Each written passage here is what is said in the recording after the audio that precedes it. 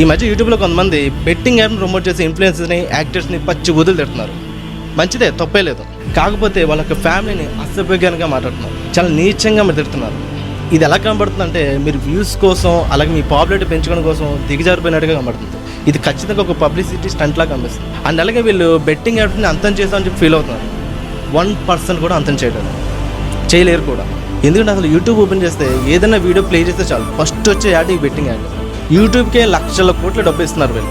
And అలాగే మీరు గూగుల్లో ఆన్లైన్ బెట్టింగ్ అని కొడితే రకరకాల గేమ్స్ వస్తున్నాయి. ఈ సైట్స్కి పర్మిషన్ ఎవరు వస్తుంది? గవర్నమెంట్ ఇస్తుంది. అసలు నాకు అర్థం కాని విషయం ఏంటంటే గవర్నమెంట్ పర్మిషన్ చేసిన యాప్స్ని ప్రమోట్ చేసిన యాక్షన్ బొక్కలో వస్తుంది. ఆ ప్రమోట్ చేయమని చెప్పిన యాప్స్ వాళ్ళు మాత్రం ఏమంటలేదు. ఎందుకంటే గవర్నమెంట్కి ఈ బెట్టింగ్ యాప్ వాళ్ళు వేల కోట్ల ఫండింగ్ ఇస్తున్నారు.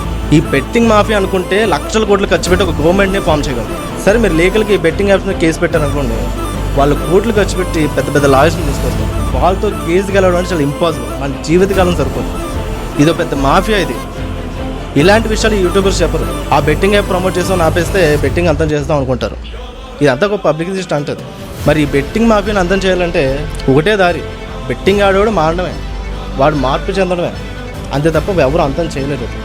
అండ్ ఇంకోటి, ఈ బెట్టింగ్ యాడ్లు వస్తున్నాయి కదని చెప్పి ప్రతి ఒక్కరు బెట్టింగ్ ఎవరు ఆడలేదు. బెట్టింగ్ మీద దొరదన్నోడు మాత్రమే ఆడతాడు. సో నా మెయిన్ పాయింట్స్ ఏంటంటే బెట్టింగ్ యాప్ని ప్రమోట్ చేసేవాడు ఎంత పెద్ద హీరో అయినా చంపబాలు కొట్టే సమాధానం ఇవ్వండి. అండ్ అలాగే మన తెలుగింటి సాంప్రదాయాలు పక్కన పెట్టి వాళ్ళ కుటుంబం గురించి అసభ్యంగా మాట్లాడకండి. ఇంకోటి, బెట్టింగ్ ఆడేవాడు మనలోనే ఉంటాడు, కుదిరితే వాడిని మార్చండి.